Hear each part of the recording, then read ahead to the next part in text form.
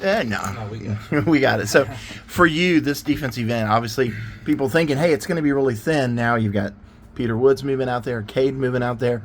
How does that affect the chemistry in the room? Do you think those are great moves? Yeah, I mean, it's always good to have depth, man. It hasn't really been much of a difference. I mean, Peter and Caden, they can really play both positions, and how athletic Peter is, man. So he does a great job on the inside and the outside. So we really just gelled since they both got in there. We were kind of looking at it at the end of the last season. So it's really just been a smooth transition for all of us, and we love what Rump's doing. So it's been great so far. Last year was really your first chance at extended playing time. What was that year like for you? What did you learn? What did you take away from it? Man, I learned a lot. It's different. It's a different game speed when you get in there and start playing throughout the game. I learned a lot really from Maskell and from TJ and from XT.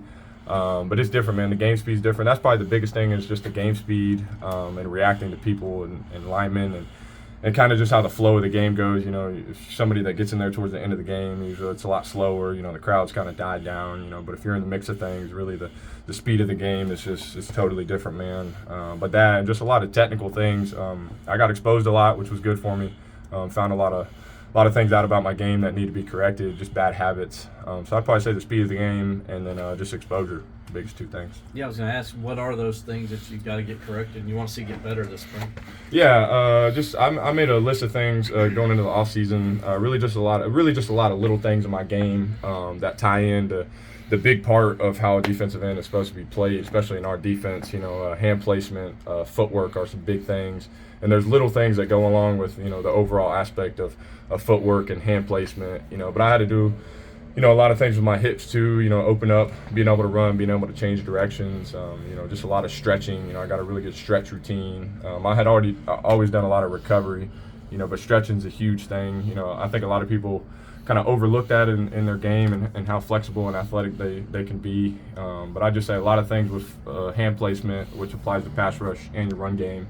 Footwork the same way, not stepping inside on your first step, gaining ground, and then really just flexibility with my ankles, my hips, my knees, stuff like that.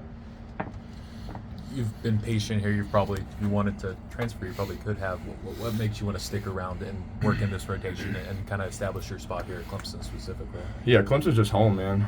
It's been like that ever since I was just getting recruited, man. Somewhere that I wanted to be. I fell in love with the staff, fell in love with Coach Sweeney's vision. And I've just always been a guy that just wanted to stay where I am. I've met a lot of great people here, met a lot of good friends. My teammates are great, and I just always wanted to be the guy, that stuck it through. Coach Sweeney's talked to, about a lot of guys. I always think about it to Cornell Powell. He's talked about him a lot. He stuck around all the way to his fifth year. Had a really, really good fifth year. And went to the league. So that's just something that I kind of set out when I got here. I just never wanted to be a transfer guy. So I just was like, I'm just going to be patient, wait for my opportunity, however long that takes. I'm going to take the coaching, and I'm just going to keep working and just see where it takes me. Anything else? Thanks. Good stuff.